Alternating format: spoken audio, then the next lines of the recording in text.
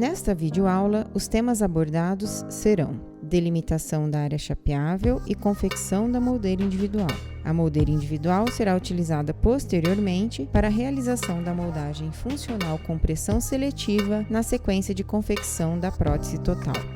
Os modelos de estudo devem se apresentar de tal forma que possamos fazer a leitura de toda a topografia anatômica tal qual se apresenta na cavidade bucal. Desta forma, previamente à delimitação da área chapeável, realiza-se a remoção de pequenas bolhas positivas que porventura estejam presentes no modelo de gesso com o auxílio de um esculpidor Lecron. O acabamento e alisamento das bordas do modelo devem ser realizados com uma faca para gesso ou Lecron para eliminar os cantos agudos. Esta etapa irá facilitar a posterior delimitação da área chapeável e avaliação da área demarcada.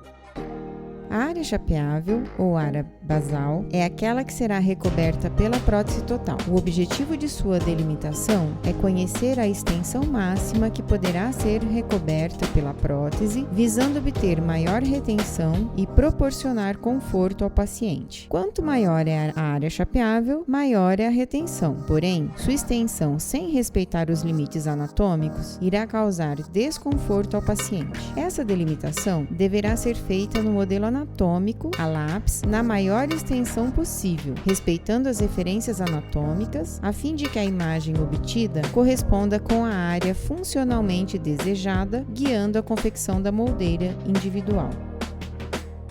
Para facilitar a delimitação da área chapeável, iremos demarcar com o lápis preto uma linha tracejada no fundo de sulco, ou seja, na região mais profunda e aconcavada do modelo. Na parte posterior do modelo superior, esta linha tracejada recairá sobre o limite palato duro, palato mole ou linha vibratória. Na sequência, iremos realizar uma segunda marcação, distando 2 a 3 milímetros do fundo de sulco, contornando o sulco vestibulo-labial superior, anterior e posterior e espaço retrozigomático. A moldeira individual confeccionada irá ficar aquém do fundo de sulco, seguindo a segunda linha tracejada, para preservar o espaço a ser ocupado pelo material de moldagem, isto é, godiva de baixa fusão, a reproduzir essa região durante o ato de moldagem funcional. A área chapeável no modelo maxilar deverá compreender os seguintes limites: todo o rebordo gengival, da tuberosidade direita até a esquerda, as paredes vestibulares até o sulco vestíbulo-labial e toda a abóbada palatina até o limite do palato mole, do sulco amular direito até o esquerdo.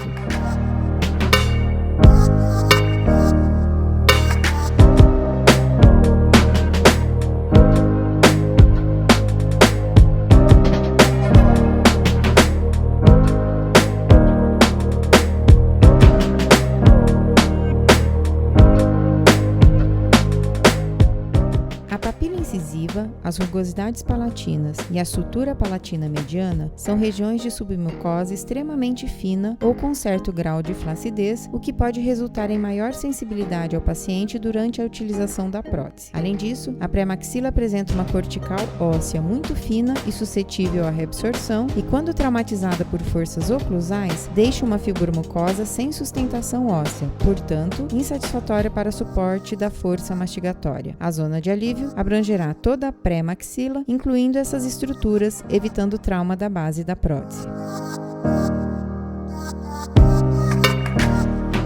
Para a maxila, as áreas retentivas são verificadas apoiando o Lecron na região anterior do rebordo e simultaneamente encostando-o no fundo de sulco. Todas as áreas onde forem verificadas retenção devem ser aliviadas através de adição de cera 7 com auxílio de espátula de mesmo número.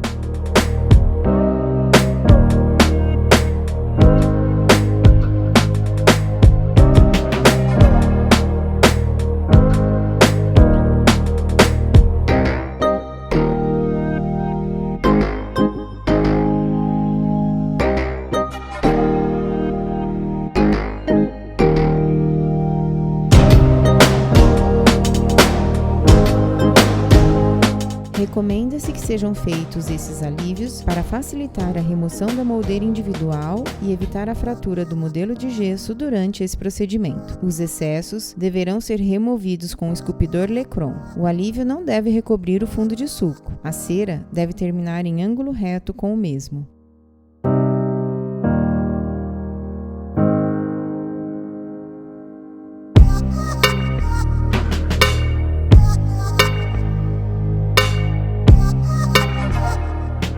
Após a remoção dos excessos, deve-se aquecer a espátula número 7 para alisar e dar acabamento ao alívio realizado.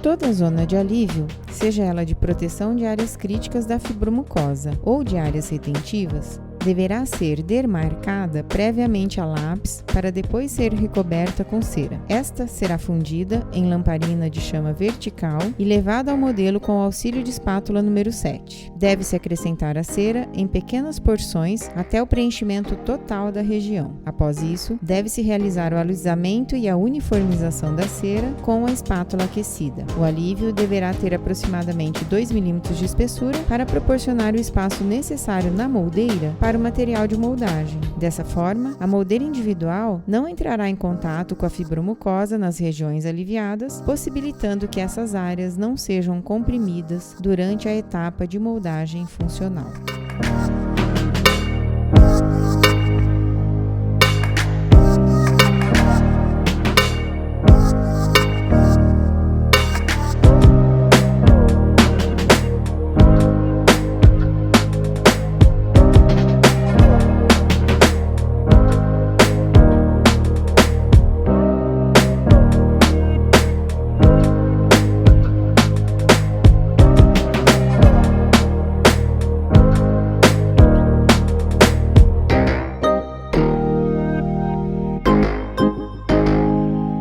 Nesse momento, vocês podem visualizar os excessos sendo removidos em altura e extensão com o esculpidor Lecron.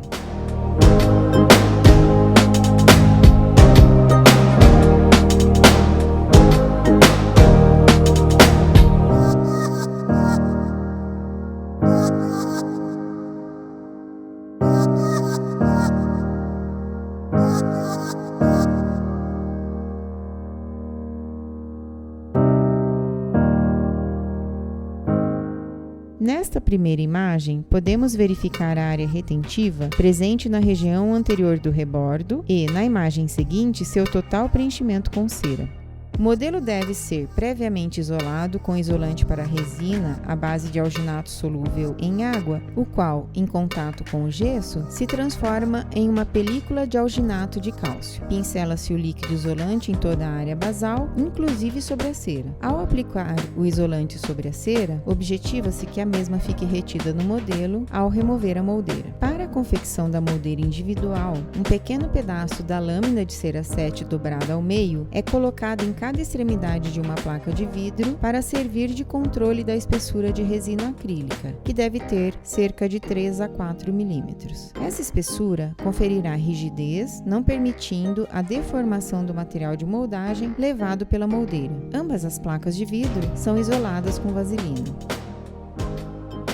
A moldeira de resina acrílica autopolimerizável incolor é a melhor para moldagens funcionais, pois sua transparência facilita o ajuste, orienta a extensão da fibromucosa na região de selado periférico, possibilita visualizar a interferência das inserções, além da facilidade e rapidez da confecção. A resina acrílica autopolimerizável incolor é preparada no pote Paladon na proporção indicada pelo fabricante, geralmente 3 partes de pó para 1 parte de líquido. Adiciona-se primeiro o líquido, monômero, depois o pó, polímero. Deve-se incorporar o pó ao líquido utilizando-se uma espátula número 36 e aguardar a fase correta para a manipulação da resina, fase plástica, com o pote Paladon tampado. Ao longo do tempo, deve-se verificar em qual fase a resina se encontra. Durante a fase arenosa, a mistura apresenta aspecto granulado. Durante a fase fibrilar, ao ser manipulada, verifica-se a formação de fibrilas de consistência pegajosa. Após mais ou menos 4 minutos, dependendo da temperatura ambiente, verifica-se ao manipular a resina acrílica com a espátula 36 que esta desprende-se das paredes do pote Paladon sem formar fibrilas. Portanto, está na fase plástica ideal para o trabalho. Deve-se manipular a resina acrílica até formar uma esfera e então prensá-la entre duas placas de vidro, previamente isoladas com vaselina e com lâminas de cera nas extremidades para servir de controle da espessura. Deve-se lembrar de fechar o pote Paladon, pois uma pequena porção da resina acrílica está reservada ali para a confecção do cabo da moldeira. Após a prensagem, obtém-se uma placa de resina acrílica de aproximadamente 3 mm que será adaptada sobre o modelo. Deve-se umedecer o dedo no monômero e ajustar a resina acrílica para que fique em contato direto com o modelo.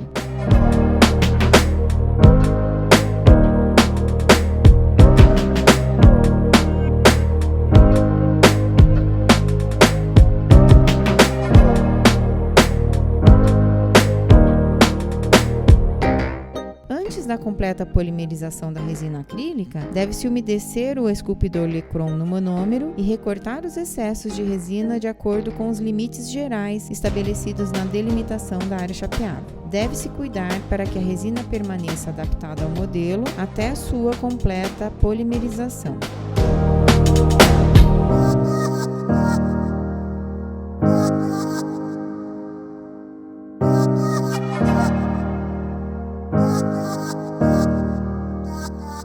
Antes da polimerização da resina acrílica, devemos construir o cabo da moldeira individual, que para a superior é único. O cabo será confeccionado utilizando a resina acrílica que estava reservada no pote Paladon. Deve-se umedecer com o monômero a parte do cabo que se unirá à moldeira e umedecer a região anterior da resina que irá receber o cabo. E, na sequência, adaptar o cabo centralizado na região anterior do rebordo, posicionado de tal maneira que não interfira com os lábios do paciente, evitando deslocamentos da moldeira e facilitando seu tracionamento durante as manipulações funcionais. A importância dos cabos não deve ser equivocadamente minimizada, pois estes funcionam como instrumentos que permitem aferir o grau de retenção e estabilidade que se consegue durante a moldagem.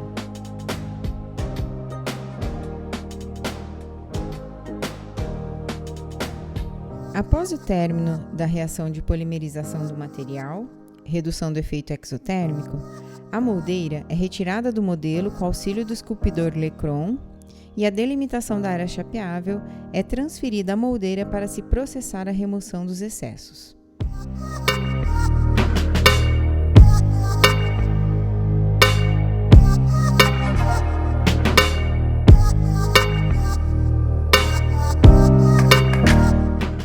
A remoção dos excessos de resina acrílica das bordas é realizada com uma broca Maxi Cut.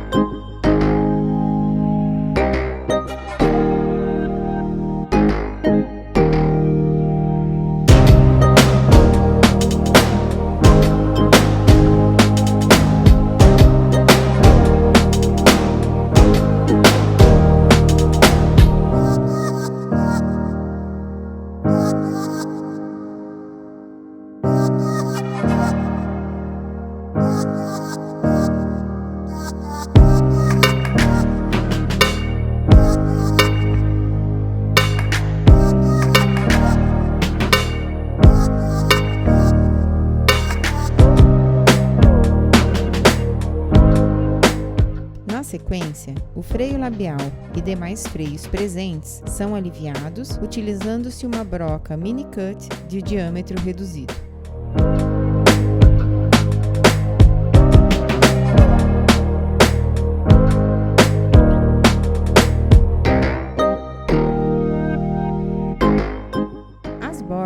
devem ser cuidadosamente arredondadas após o recorte, para não ferirem o paciente, sem, no entanto, tornarem-se afiladas, pois não ofereceriam suporte adequado para o material de moldagem do selado periférico. O arredondamento das bordas pode ser realizado com broca mini-cut, tronco cônica de diâmetro médio.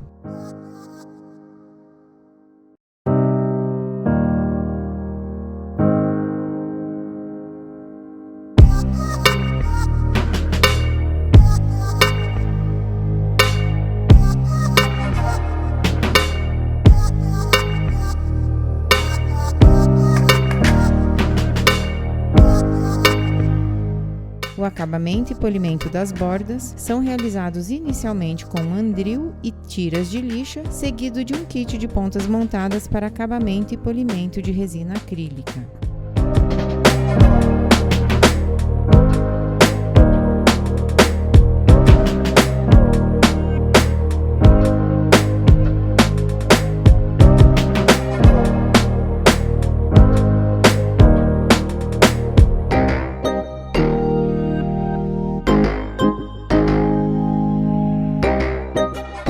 A ponta marrom propicia acabamento inicial e regularização.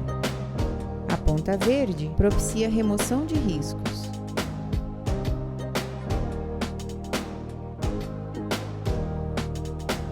E por fim, a ponta amarela proporciona brilho final. O acabamento e polimento, usando peça de mão e pontas montadas para resina acrílica, é realizado de modo a produzir uma superfície lisa, com bordas delimitadas e arredondadas, para não ferir o paciente durante o ato de moldagem propriamente dito.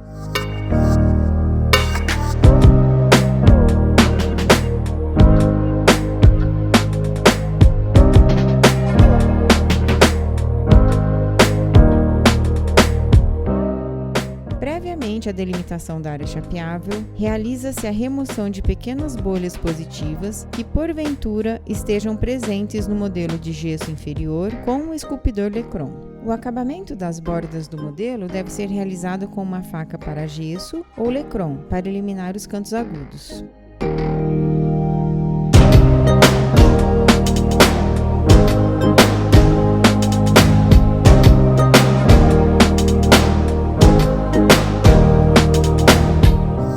Na sequência, é utilizada uma tira de lixa para o arredondamento e alisamento das bordas. Esta etapa irá facilitar a posterior delimitação da área chapeável e a avaliação da área demarcada.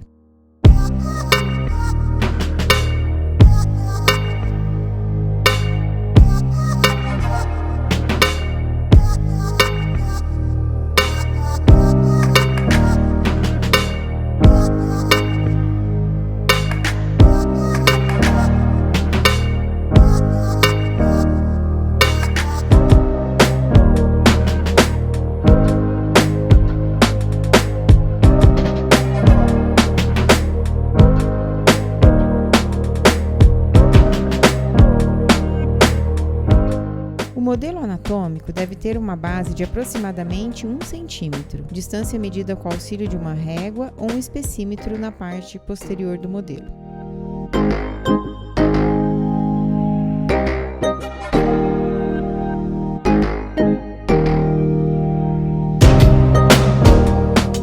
Para facilitar a delimitação da área chapeável, iremos marcar com o lápis uma linha tracejada no fundo de sulco, ou seja, na região mais profunda e aconcavada do modelo.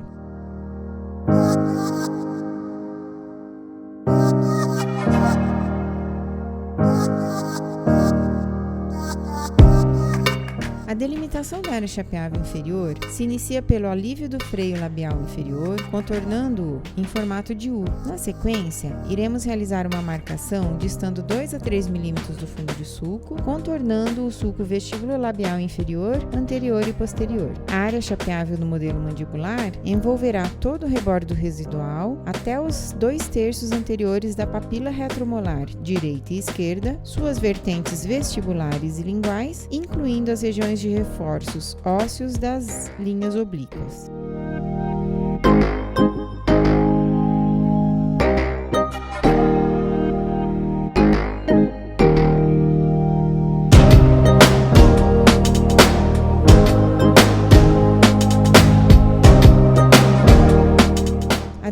delimitação da papila piriforme ou retromolar é importante para melhorar a retenção das próteses totais inferiores devido ao cruzamento do músculo bucinador com o masseter. Deve-se incluir os 2/3 anteriores da papila, exceto se esta região se encontrar muito inclinada em relação ao plano oclusal. Deve-se contornar a linha oblíqua interna e sulco alvéolo lingual, distando 2 a 3 mm do fundo de sulco, respeitando a inserção dos músculos miloióideo e genioglosso de ambos os lados.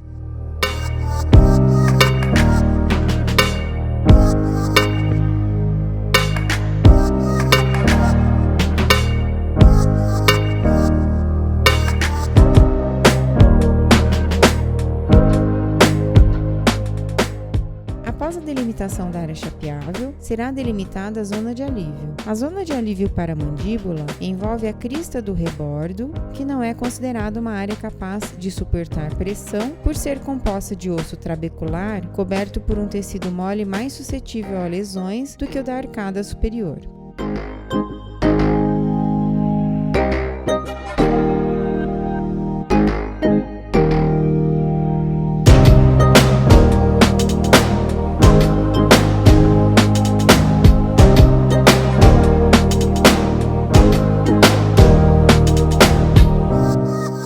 O alívio será realizado utilizando-se uma espátula 7 para levar a cera 7 fundida em posição. A colocação de cera é realizada para que exista posteriormente, após a confecção da moldeira individual, um espaço entre o material de moldagem e a fibromucosa do paciente. Assim, enquanto a moldagem é realizada, o material sobre essa região não estará confinado, exercendo força mínima em direção aos tecidos, o que resulta em um mínimo deslocamento tecidual. Após o preenchimento de toda a área delimitada, utiliza-se a própria espátula 7 aquecida para realizar o alisamento da cera.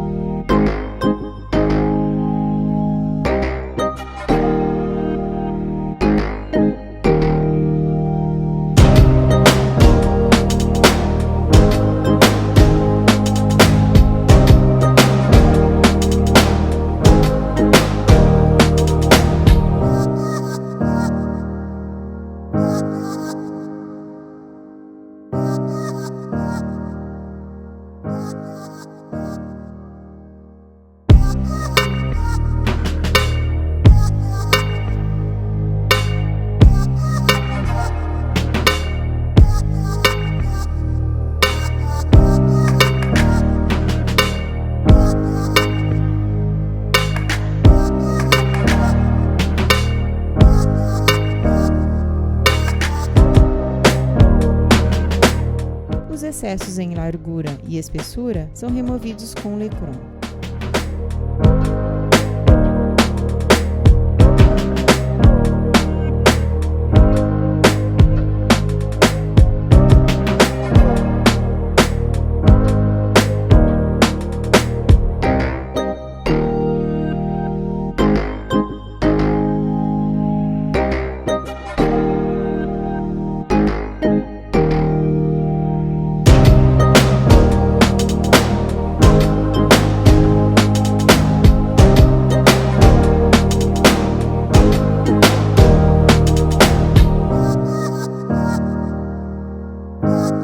As áreas retentivas serão verificadas apoiando o esculpidor Lecron no rebordo e simultaneamente encostando-o no fundo de sulco. Todas as áreas onde forem verificadas retenção devem ser aliviadas. No modelo mandibular, observa-se retenção na fossa retromiloídea.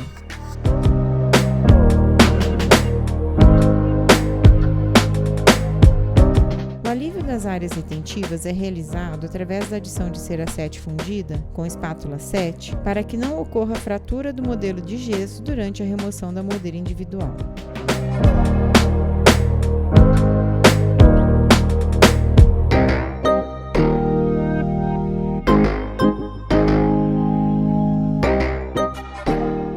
Os excessos deverão ser removidos com Lecron e o alívio não deve recobrir o fundo de sulco, sendo que a cera deve terminar em ângulo reto com o fundo de sulco. Após a remoção dos excessos, deve-se aquecer a espátula 7 e alisar, dando acabamento.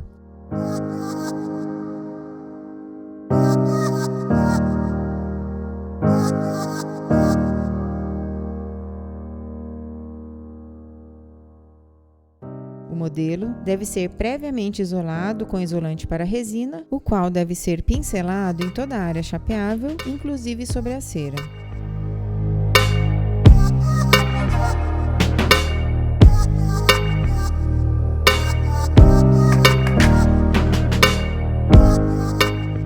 A resina acrílica autopolimerizável incolor é preparada no pote Paladon na proporção indicada pelo fabricante, geralmente 3 partes de pó para 1 parte de líquido, adicionando primeiro o líquido, monômero, e depois o pó, polímero. Com auxílio de espátula número 36, incorpora-se o pó ao líquido. Aguarda-se a fase correta para a manipulação da resina, fase plástica, com o pote Paladon tampado.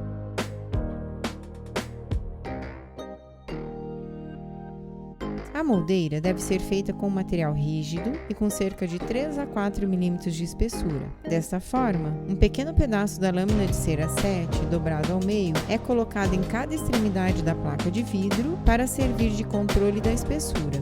Ambas as placas de vidro são isoladas com vaselina.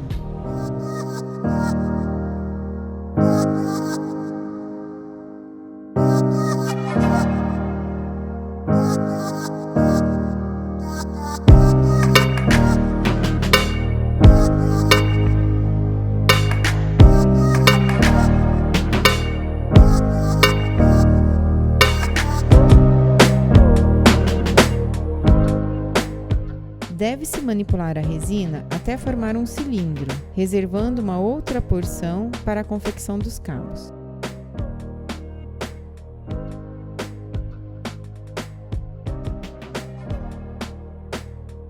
Em seguida, prensa-se a resina entre as 2 placas de vidro.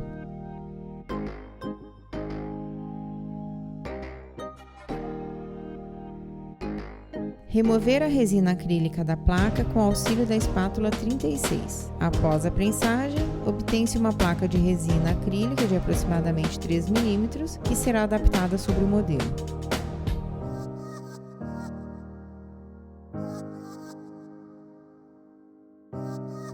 Para a moldeira inferior, 2 cabos de 1 cm de altura devem ser incorporados, um de cada lado, centralizados sobre a crista do rebordo na região do primeiro molar. Esses cabos são usados como apoios para os dedos para completar a inserção da moldeira na boca e facilitar sua manutenção em posição durante as manipulações funcionais.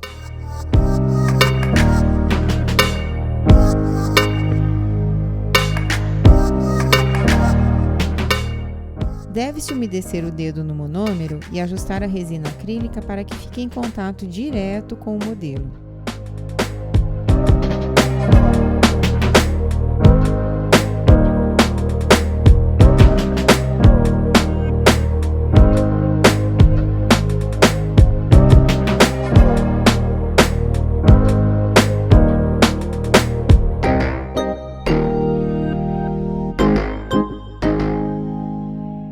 Antes da completa polimerização da resina acrílica, deve-se umedecer o esculpidor Lecron no monômero e recortar os excessos de resina de acordo com os limites gerais estabelecidos na delimitação da área chapeável. Cuidar para que a resina permaneça adaptada ao modelo até a sua polimerização. Mantenha a resina adaptada sobre o modelo até que a polimerização da mesma ocorra. Em geral, conseguem-se bons resultados com moldeiras confeccionadas com resina acrílica autopolimerizável. O maior cuidado que deve ser tomado é manter a resina adaptada ao modelo até a polimerização do material, quando o efeito exotérmico reduz. Entretanto, como a polimerização é um processo que continua após a presa da resina acrílica, podem ocorrer distorções significativas na moldeira num período de até 24 horas. Por essa razão, é prudente aguardar esse tempo após a confecção da moldeira para utilizá-la.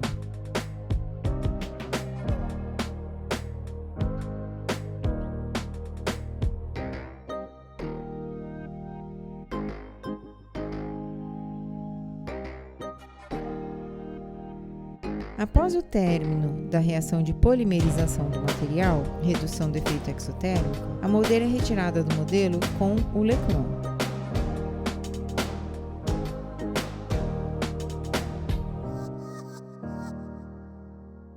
A cera que porventura tenha ficado retida na moldeira é removida. A delimitação do fundo de sulco é transferida à moldeira para se proceder à remoção dos excessos.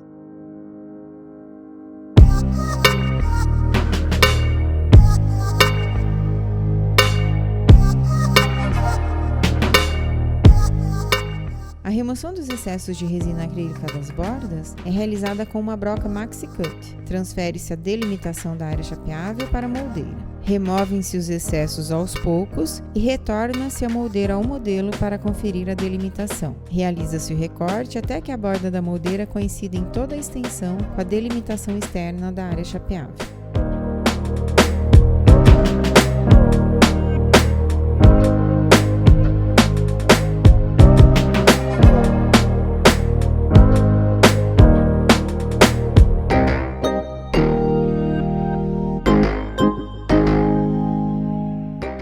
O freio labial e demais freios presentes deverão ser aliviados utilizando uma broca mini cut cilíndrica. As bordas são arredondadas com broca mini cut troncocônica.